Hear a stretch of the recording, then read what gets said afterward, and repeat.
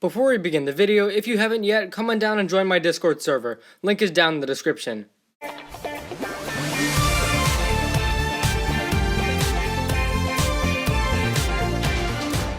Hey guys, welcome back to the channel for our review of the Season 12 finale, Game Over. Now, we never actually got a title card, so I'm kinda improvising here. All chaos breaks loose as Unagami enters the real world, bringing the Red Visors and the rats with him. Weirdly enough, he also spawns in good guy NPCs like Okino, which is kind of a plot hole, but we'll discuss that more later. Jay follows on a cyber dragon, and he hatches a plan to lure Unagami to Borg Tower, where Dyer can talk to him. A huge aerial battle follows, but Jay eventually succeeds, bringing Unagami to the tower. At which point, Dyer comes out and meets Unagami for the first time in years. They kinda talk it out, and Dyer explains how he's sorry for leaving Unagami behind, and Unagami transforms into a kid, kinda representative of his relationship with Dyer. Unagami turns good and frees everyone from Prime Empire, including NPCs. The ninja reunite, and everyone has their happy ending, including Unagami and Dyer, who are finally together. Well, I totally called it. I told you guys Unagami would turn good. But bragging aside, this was a fantastic finale. I want to start with the action of this episode, because I think it's actually wonderfully animated and is one of the best fights from Ninjago ever. It is beautifully choreographed. I think Wildbrain or DHX really excels at these dragon fights. And what is unique about this fight is it's dragon versus dragon. We've seen man versus dragon, but we have not yet seen dragon versus dragon from DHX. This felt like a fast-paced version of the final battle, with dragons zooming around everywhere, and I love how fast-paced this fight is. I also feel the city looks way better than it did in Secrets. Maybe it's just having Borg Tower back in the skyline, but I definitely think it's more appealing. It'll never be as spectacular as it was in the Oni trilogy, but I definitely feel it is a step above Season 11. I also like the atmosphere of this episode with the cloudy skies, and I feel like that was a nice touch. But now let's get into the emotional moments of this episode, because this episode really does well with that. Jay is really good in this episode, and I think the big problem with Prime Empire is that there aren't enough ninja moments, and I wish we had seen more of the Jay we saw in this episode. Unagami in several ways is a mirror or parallel of what Jay could have become. Beyond the fact that they both have eyebrow notches,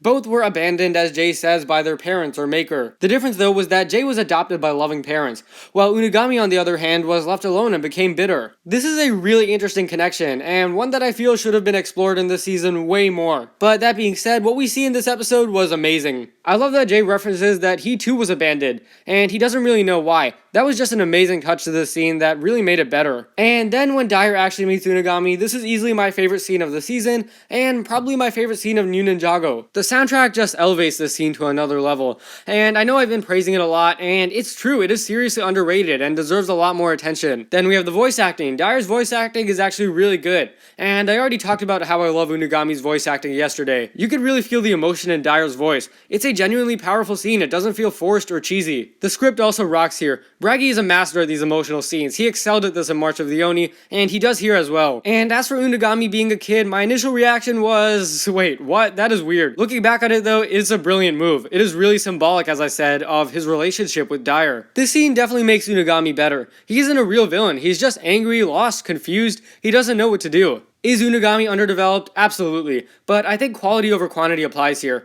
What we see of Unagami in this one scene is miles better than what we see of Asphira and Vex in their entire seasons. And then we have the ending of this episode. Again, an amazing score by Vincent and Kramer here. And then that final shot of Dyer and Unagami walking away. Just a wonderful shot there, beautifully animated, and a wonderful ending to this season. I know a lot of people have a problem with the ninja not really developing in this season, and I do too. But that doesn't mean the season had no substance or emotion, because this episode proves that it does. Prime Empire may not have any ninja growth, but if you were to say that the season has no emotion whatsoever, I'm sorry, but you're just wrong. As great as this episode was, there are definitely a few big issues that I can't ignore. The majority of the issues come from this episode being rushed, and you cannot conclude a season in 11 minutes. This was also a massive issue with Awakenings, and they just haven't really learned this yet. For example, we don't get any closure for Scott. Scott has been trapped in Prime Empire for likely the majority of his life, and there definitely should have been a scene where he reunites with Dyer. Also, whatever happened to the mechanic and the other prisoners? The mechanic literally bails at the beginning of this episode, and that's the last we see of him. So what happened to them? Are they arrested, or are they just on the run now? Just showing one scene of them getting arrested would have been nice. Also, what happens to Prime Empire? Is it just a normal game now, or has it been shut down? I feel this episode fails to tie up a few key loose ends. Another issue I have was Okino getting released at the beginning of the finale, which, as I said, is a plot hole. It makes no sense whatsoever. Unagami said that he would never become real, so why was he randomly freed at the beginning? It kinda cheapens Okino's decision in my opinion, because regardless of if Unagami turns good or not, Okino still got freed. It isn't a huge deal, but it is just a small thing that really bothers me. Now, I do feel the plot of this episode is mostly good, but it is also one of the weaker aspects. As I said, it definitely felt rushed to me, and a season needs more than 11 minutes for the finale. Hopefully MOM or Season 13 will fix this, because it is definitely one of the bigger problems with the format. Characters are probably at their best in this episode, mainly Jay, Unagami, and Dyer. Again, the similarities between Unagami and Jay are just awesome, and really well thought out in this episode. Action is also at its best here, and Wildbrain did a stellar job with that fight. And lastly, emotion is also at its peak here, and in my opinion, the interaction between Dyer and Unagami was the best scene of the season. Game Over will get a 9.5 out of 10 from me. Overall, a very good finale for a very good season. Prime Empire has blown my expectations in numerous ways, especially coming out of Season 11. I honestly really like this season,